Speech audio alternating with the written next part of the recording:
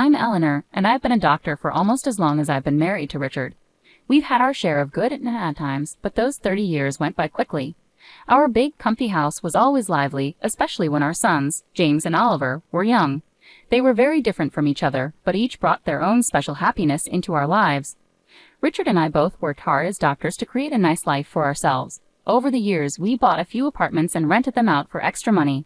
Everything seemed to be going well until one day when Richard came home looking very pale and serious. "Eleanor, we need to talk," he said, sounding very worried as he put his medical bag down. "I had some tests done last week and the results. It's cancer." The months that followed were a blur of hospital visits, treatments, and long waits. Richard fought hard, but the cancer was ruthless. Watching the strongest person I knew suffer like that was incredibly painful. No amount of medical knowledge could prepare me for it. One evening, while we were sitting quietly in the living room, Richard took my hand and said, "Eleanor, if things don't go well, make sure everything is taken care of for the boys. The will is all set. You'll be fine with money." Not long after, Richard passed away. His funeral was very sad. Family, friends, and colleagues came from far and wide to say their goodbyes, but what really got to me was the silence at home after everyone left. Seeing the empty spots where Richard used to be and his belongings just as he left them was heart-wrenching. A few days after the funeral, I was in the kitchen trying to sort out leftover food when James burst in, looking worried and angry. Oliver followed him, looking uncomfortable. "Mom, we need to talk about Dad's will," James said, getting straight to the point. I sighed and put down the cling film. "Yes, I know. Your father left everything to me. He wanted to make sure I was taken care of." James slammed his hand on the counter. "But what about me and Oliver? We're his sons. It's not right that we get nothing." Oliver tried to calm things down. "James, let's not argue right now. Mom is still grieving. We can figure this out without fighting." James glared at Oliver. "It's easy for you to say. You're not thinking about the future." "I am." I leaned against the counter, feeling the pressure of their looks. "Your father and I built everything together. He trusted me to take care of things. But I hear you, James. I don't want to leave you out. So what now?" James said, crossing his arms and raising his voice. "Do we just wait until you decide it's time to give us our share?" "James, watch your tone," I said, losing my patience. "I am still your mother." Oliver stepped between us, raising his hands like he was trying to break up a fight. "Let's all calm down. This isn't helping." "Mom, maybe we can find a compromise," Oliver suggested. I nodded and rubbed my temples. "Here's what we can do. The apartments that your father and I invested in downtown." James interrupted. "Yes, those." I gave him a look to signal him to be quiet for a moment. "I was thinking you each take one. You can live in them or rent them out. I'll also give each of you $225,000 to help you get started." James was clearly calculating in his head. "And the rest, the house, the money, will stay with me for now. When I'm gone, it'll come to you." "As for your father's wishes," I said firmly, "James, this is fair. I know you want to argue more," but Oliver nudged him. "Let's think about this. Mom isn't leaving us with nothing." James finally nodded, though he looked upset. "Fine, but I want this in writing. No more surprises." "Of course," I agreed. "We'll get everything documented properly." As they left the kitchen, I heard Oliver whispering to James, "Give Mom a break. She's doing her best." James muttered something I couldn't hear and didn't really want to. As I washed the dishes, I wondered if Richard could see us and what he'd think. I hoped I was making the right decisions, but only time would tell. And time, as always, was unpredictable. On a sunny afternoon, which was a rare but pleasant change, James brought Isabella over to meet me for the first time. They hadn't been dating long, but James was clearly smitten. You could tell by how he was fussing over her, which was unlike him. When they walked in, Isabella immediately had an air of confidence, almost like she owned the place. Dressed up in fancy clothes, she strolled into the living room with hardly a greeting, her eyes taking in everything. "Nice place you've got here," she said, flipping her hair back and sitting down without waiting for an invitation. James was beside her, grinning like he'd won the lottery. I tried to be a good host and forced a smile. "Thank you, Isabella. Would you like anything to drink? Coffee? Tea?" "Coffee sounds lovely," she replied. Then turned to James. "Make sure it's black, no sugar." James nodded and went to the kitchen, leaving me alone with her. I felt like a guest in my own living room. The silence was uncomfortable until she broke it. "So James tells me you're pretty well off," she said, looking at the decor. "I'm used to a certain standard, you know. My parents made sure of that." "That's good to hear," I replied, not sure what else to say. James came back with the coffee and handed Isabella her cup. She took a sip and made a face. It's all right. Anyway, we've been talking about our future and planning ahead." "That's wise," I said, looking at James, hoping he'd give me a hint about where this conversation was going. Isabella put her cup down. Speaking of planning, we're thinking about the wedding. I want something special, as James has probably told you. I found this place that would be perfect for the rehearsal dinner, but it's a bit expensive, about $30,000. I nearly choked on my coffee. $30,000 just for the rehearsal dinner? James quickly jumped in. Mom, it's important to Bella. We want to start things off right. I set my cup down, feeling frustrated. That's a lot of money for just a dinner, Isabella. We need to be more reasonable. Isabella's expression turned cold. Reasonable? James says you have the means. I don't see why we should compromise on something this important. James nodded along, but I could tell he was uncomfortable. He knew this request was excessive. I'm all for celebrating, I said, trying to stay calm, but $30,000 for a rehearsal dinner is way too much. I can't justify that. Isabella stood up, her chair scraping loudly. I'm not used to lowering my standards, Eleanor. I made it clear to James that I expect a certain lifestyle. James tried to mediate. Mom, maybe we can find a compromise. There's no compromise on $30,000 for a dinner, James. That's final. I snapped, losing my patience. Isabella grabbed her purse and glared at me. Fine. If that's how it's going to be, then maybe we need to rethink some things. They left shortly after, and I was left feeling shaken by the encounter. The nerve of Isabella to come into my home, drink my coffee, and dictate how I should spend my money. It felt like a slap in the face and a wake-up call I wasn't prepared for. While I was at the grocery store, James and Isabella decided to drop by again. When I got home, Oliver was awkwardly trying to keep them entertained in the living room. The tension was palpable, the kind that makes you want to turn around and leave, but it was my house, so I braced myself and walked in. Isabella, as flashy as ever, handed me a list as soon as I set down my grocery bags. Eleanor, we thought a lot about the wedding gifts, and here's what we've decided. I hope this will make things easier for you. I glanced at the list she gave me. It was surprisingly sensible: kitchen appliances, some nice china, and even a couple of pieces of furniture. This seems quite reasonable, I said, feeling a bit of relief. I think these are wonderful choices. James looked at Isabella with hope in his eyes. Just as I was about to talk about where we could buy the items on the first list, Isabella's expression suddenly changed. She gasped. Oh no, this isn't right. Give that back. She snatched the list from my hands and pulled out another piece of paper from her purse. Here's the real list. The new list was shocking. It included an apartment, a luxury car, an exclusive vacation, and even diamond jewelry. I couldn't believe my eyes. Is this some kind of joke? Isabella remained unfazed. No joke, Eleanor. These are the gifts we expect. Only the best for our wedding. I looked at her, then at James, hoping he would speak up or show that he didn't agree with this craziness. But he just stood there, looking torn but silent. I couldn't hold back. James, why are you letting her do this? You know this is unreasonable. Isabella interrupted, her voice rising.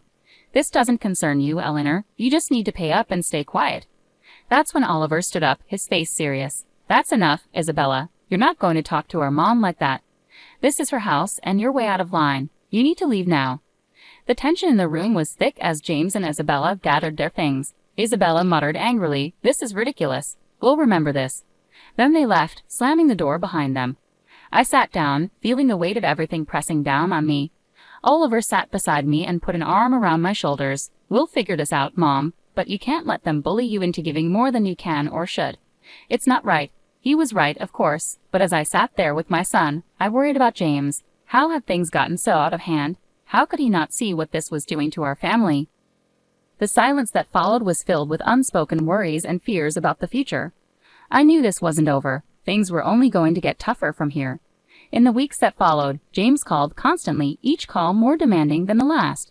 His tone was desperate, almost frantic. "Mom, you don't understand. I can't look poor next to Bella's family," he'd argue, his voice breaking with stress. "You have the money. Why can't you just help me out?" I sat at the kitchen table, phone pressed to my ear, feeling a tight knot in my stomach. "James, it's not just about the money. It's about living within your means. Bella's expectations are unrealistic. You can't sustain that without going into serious debt." He'd scoff, frustration clearly boiling over. "What do you know about it? I'm not going to live like a...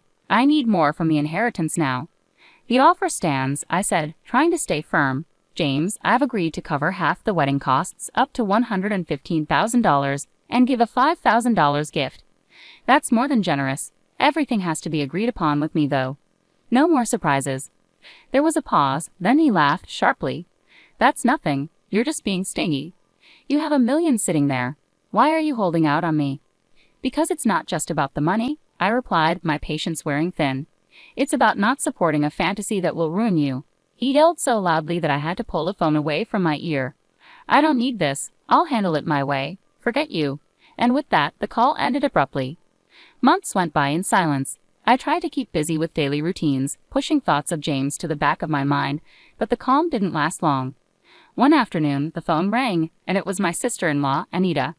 Eleanor, I thought you should know, Anita said cautiously. James is flying all the wedding guests to Hawaii.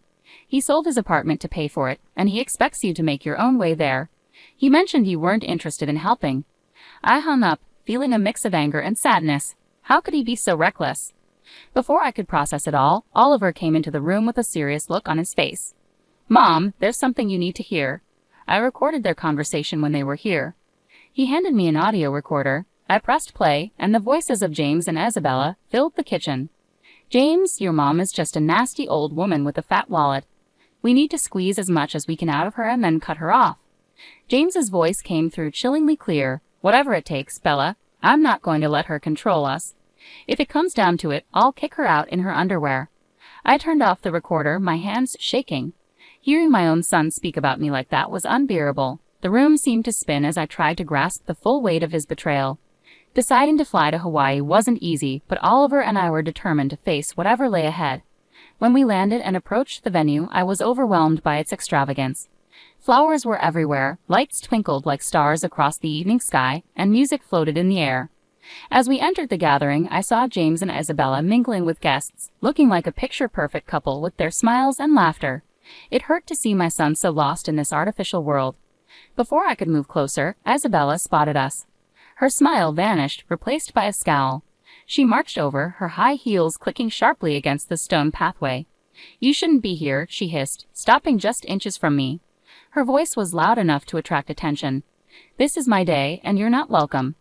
I was taken aback, but before I could say anything, her parents, who had overheard, approached us. Her father, a tall, stern-looking man, spoke first. Isabella, that's no way to speak to your guest, especially not to James's mother. Her father said sternly, his tone making Isabella's cheeks flush with embarrassment. Her mother, looking equally shocked, turned to me with an apologetic smile. Eleanor, please come with us. Let's find you a place to sit. They guided us to a table at the edge of the setup, clearly an afterthought, with no proper setting. The ceremony soon began, but the speeches felt hollow given the tension. Then, unexpectedly, I was handed the microphone. I stood up, my legs shaky but my determination strong. I came here today to wish my son and his new wife a happy future, I started, my voice steady despite my nerves. But I also believe in honesty and integrity, qualities that have been missing from the events leading up to this day. Isabella's face went from pink to red, her eyes shooting daggers at me. I was asked for money time and again in amounts that no reasonable person would consider justifiable. When I couldn't meet these demands, I was threatened with separation from my family and future grandchildren. My voice cracked a bit, but I continued. Oliver, seeing my distress, stepped closer and placed a supportive hand on my shoulder. I nodded at him and then turned on the audio recording he had made. Isabella's voice filled the air, cold and calculating as she discussed how they planned to extract more money from me. James's voice agreed, saying he was prepared to leave me with nothing for his bride. The crowd's murmurs grew louder, filled with shock and disapproval. I turned off the recorder, the silence in the room heavy. I gave my son an apartment and $25,000, and it was still not enough. Today, I am making it clear, I will not be treated as an ATM or threatened. I am disowning James and Isabella. I wish them well, but from this day forward, I am choosing to remove myself from their lives. The reaction was immediate. Isabella screamed, her voice shrill and angry. You've ruined my wedding. I curse you. Returning home was bittersweet. In the quiet of my house, I made a decision that even surprised me. I quit my job. After years of healing others as a doctor, it was time to focus on healing myself and rebuilding the life that had been torn apart. Oliver, bless his heart, had just graduated from art college and was brimming with ideas and ambition. With the $25,000 I had given him, he opened his own tattoo parlor. It wasn't just any shop. It quickly became a place where art and skin met in stunning displays. Oliver poured his heart into his work, and it paid off. He began entering tattoo contests, and soon his name was well known locally. Before long, he was opening more locations, creating a network of salons that became a hotspot for tattoo enthusiasts. I'd watch him sketch late into the night, his dedication a stark contrast to the chaos his brother had created. "You're doing amazing, Ollie," I'd say, feeling proud. During these calmer months, James reappeared one afternoon. He showed up at the door, looking tired and defeated, so different from the ambitious man he used to be. "Mom, I need to talk," he said, sitting down without waiting for an invitation. His voice was weary, a far cry from the demanding tone I was used to. I sighed and motioned for him to continue. "What is it, James?" "It's Bella. She's driving me insane. Nothing's ever enough. I got a second job, but it's still not enough for her." His voice was desperate, but it didn't erase the past. "James, I warned you. I told you living like that with someone like her wouldn't be sustainable." He rubbed his face, clearly frustrated. I know you warned me, but I thought—" His voice trailed off, replaced by a deep sense of hopelessness. "Thought what?" "That money would magically appear just because you wanted it to." My tone was sharp, hardened by years of frustration. "Look at your brother. He started with the same amount and built something of his own without stepping on anyone." James bristled. "Yeah, well, not everyone's like Oliver, are they? I have a right to the inheritance too, remember? And when you're gone, it'll come to me." That was the last straw. "Get out, James," I said firmly. "And don't come back, not this time. You chose your path." His jaw tightened, and for a moment, I thought he might argue further. But instead, he turned and walked out, slamming the door behind him. In the quiet that followed, Oliver came downstairs, having overheard the end of our conversation. "Are you okay, Mom?" he asked softly. I nodded, wrapping my arms around Oliver. "I'm okay now, thanks to you. Let's focus on the good we can create and the life we can build together." He hugged me back, his presence a comforting reminder that not all was lost. In that moment, I felt that despite the hard patches, the journey was still worthwhile. We had each other, and that was enough to keep moving forward. Once the storm with James had passed, our home settled into a peace I hadn't felt in years. During this calm period, Oliver introduced someone special, Sarah. She was everything Isabella wasn't: kind, humble, and genuinely caring. As the weeks turned into months, the relationship deepened, and they soon announced their engagement. Unlike James's extravagant wedding, their ceremony was a simple, heartfelt event in our backyard. With flowers from the garden, homemade decorations, and a small group of close friends and family, the day was perfect. During the reception, I pulled Oliver aside. "You've chosen a wonderful woman," I said, my voice choked with emotion. He squeezed my hand and smiled. "I learned from the best," he replied, giving me a knowing look. Life moved quickly after that.